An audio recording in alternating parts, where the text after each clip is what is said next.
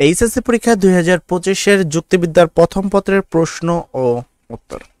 সর্বপ্রথম প্রশ্ন যদি আমরা খেয়াল করি, বলা হয়েছে কোন সহানুমানে তিনটির বেশি পদ থাকলে সেখানে কোন ধরনের অনুপস্থিত ঘটে। সেক্ষেত্রে প্রথম প্রশ্নের উত্তর হবে চতুষ্পদী। ই যুক্তিবাক্যের পরিবর্তিত কোনটি হবে? এই যুক্তিবাক্যের পরিবর্তিত কোনটি হবে? সেক্ষেত্রে উত্তর হবে এ। সহানুমানের থাকে প্রধান পদ, অপ্রধান পদ, মধ্যপদ। উত্তর হবে তিনটাই সঠিক। মেঘ ছাড়া বৃষ্টি হয় না, এখানে মেঘ হলো বৃষ্টির ড্যাশ। মেঘ ছাড়া বৃষ্টি হয় না, এখানে মেঘ হলো বৃষ্টির ড্যাশ। সেক্ষেত্রে প্রশ্ন উত্তর হবে আবশ্যিক সত্য। কারণ হলো ড্যাশ। ঘটনার পূর্ববর্তী ঘটনা, অপরিবর্তনীয় পূর্ববর্তী ঘটনা, নিকটবর্তী পূর্ববর্তী ঘটনা। সেক্ষেত্রে 5 নম্বর উত্তর হবে তিনটে সঠিক। কারক হলো সদর্থক ও নর্থক সত্যসমূহের সমষ্টি। এটি কার সংজ্ঞা? কারণ হলো সদার্থক ও নর্থক সংজ্ঞাসমূহের সমষ্টি। এটি কার সংজ্ঞা? উত্তর হবে মিলের। কার্য সংমিশ্রণ কত প্রকার? কার্য সংমিশ্রণ কত প্রকার? উত্তর হবে 2 প্রকার। ASEN IB OP সূত্রের প্রবক্তা কে? সূত্রের প্রবক্তা কে? সেক্ষেত্রে উত্তর হবে সুইনবার্ন। তো এখানে পরবর্তী প্রশ্ন বলা হয়েছে সব কয়লা হয় জড় পদার্থ, সব পাথর হয় জড় পদার্থ, সব কয়লা হয় পাথর। উদ্দীপকে কোন ধরনের অনুপত্তি ঘটেছে? উদ্দীপকে কোন ধরনের অনুপত্তি ঘটেছে? সেক্ষেত্রে উত্তর হবে অব্যাপ্য মধ্যপদ জনিত। কোনটি আরোহের স্তর নয়? কোনটি আরোহের স্তর নয়? সেক্ষেত্রে উত্তর হবে আরোহ সমন্বয়। বৈধ যুক্তি হতে অবৈধ যুক্তিকে পৃথক করার নীতি ও পদ্ধতিকে যুক্তিবিদ্যা বলে।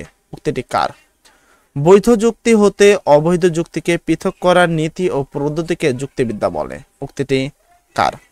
উত্তর হবে IM কপির। এরপর চলে যাবো আমরা 12 নম্বর প্রশ্ন এবং 12 নম্বর প্রশ্ন এবং তার উত্তর ধারাবাহিকভাবে আমরা দেখব। বলা হয়েছে অর্গানন গ্রন্থের লেখক কে? অর্গানন গ্রন্থের লেখক কে? উত্তর হবে অ্যারিস্টটল। নিচের কোনটিকে সকল কলার সেরা কলা বলা হয়? নিচের কোনটিকে সকল কলার সেরা কলা বলা হয়? উত্তর হবে মনোবিজ্ঞান। লজিক শব্দের উৎপত্তি হয়েছে কোন শব্দ থেকে? লজিক শব্দের উৎপত্তি হয়েছে কোন শব্দ থেকে? উত্তর হবে লগস থেকে। উত্তর হয়েছে কি লগস থেকে। নিচের উদ্দীপকটি পড়ে 15-16 নং প্রশ্ন উত্তর দাও। রাহাত সকালে ঘুম থেকে উঠে মাঠে গিয়ে দেখে মাঠ ভেজা এবং সবগুলো ফসল দুমড়ে মুচড়ে পড়ে আছে। এ অবস্থা দেখে সে ধারণা করলো রাতে বৃষ্টি, আশেপাশে ঝড় বয়ে গেছে। উদ্দীপকের যে বিষয়ের প্রতিফলন ঘটেছে তা নিচের কোন বিষয়ের সাথে সম্পর্কিত? সেক্ষেত্রে 15 নম্বর প্রশ্ন উত্তর হবে যুক্তিবিদ্যার। রাহাতের সিদ্ধান্ত নেওয়ার প্রক্রিয়াটি কি? রাহাতের সিদ্ধান্ত নেওয়ার প্রক্রিয়াটি কি? উত্তর হবে অনুমান। একটি যুক্তি বাক্যের কয়টি অংশ থাকে? একটি যুক্তি বাক্যের 3টি অংশ থাকে। টার্ম শব্দটি কোন ভাষা থেকে উৎপন্ন? টার্ম শব্দটি কোন ভাষা থেকে উৎপন্ন?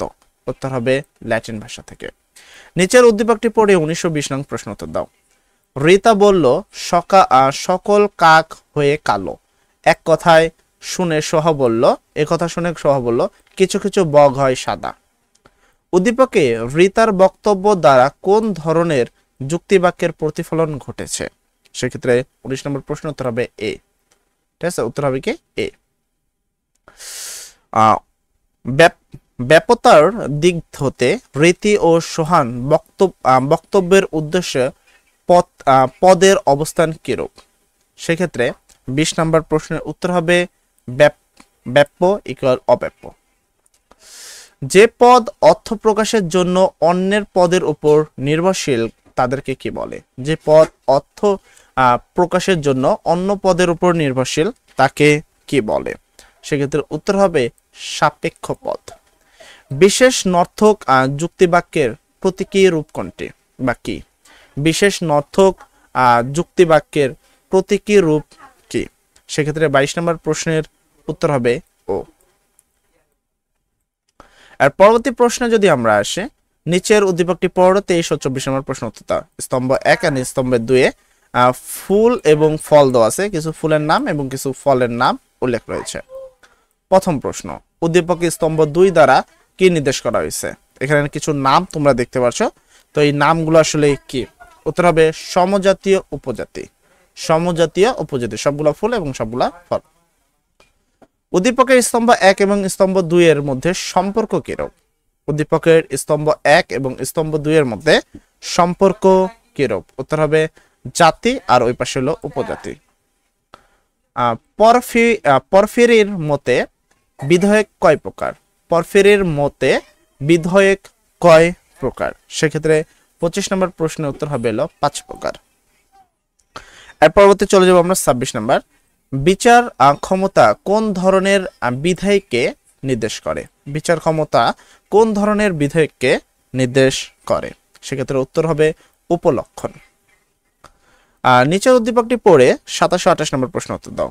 রহিমের জন্ম 1995 সালের জুন মাসে। সে অত্যন্ত বিনীয় পোশাক পরিচ্ছদে অনেক মার্জিত।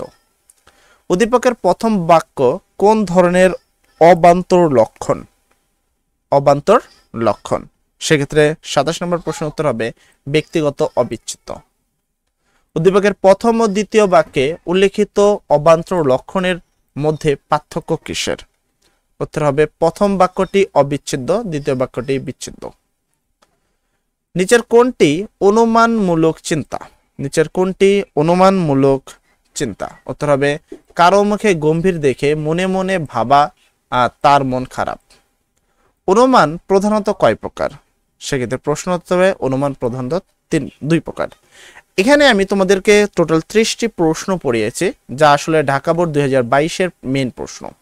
তো যারা আমাদের সাথে লাইভ ক্লাসে আগামীকাল সংযুক্ত থাকতে চাও, তারা চ্যানেলটি সাবস্ক্রাইব করে আগামী ক্লাসে তোমাদের জন্য টোটাল 200+ এমসিকিউ, বিগত সালে সবচেয়ে বেশিবার আসা এমসিকিউ গুলো তোমাদের সাথে আগামী ক্লাসে আমরা করব। 2024, 23, 2019, 2017 সালে যে প্রশ্নগুলো রয়েছে সবগুলো প্রশ্ন আমরা লাইভে তোমাদের সাথে করব। এই ক্লাসটি পাওয়ার জন্য চ্যানেলটি সাবস্ক্রাইব করে আগামী ক্লাস সন্ধ্যার সময় আমাদের লাইভ ক্লাসে সংযুক্ত হওয়ার জন্য অনুরোধ রইল। সবাই ভালো থাকবা, সবার জন্য দোয়া করি। আসসালামু আলাইকুম।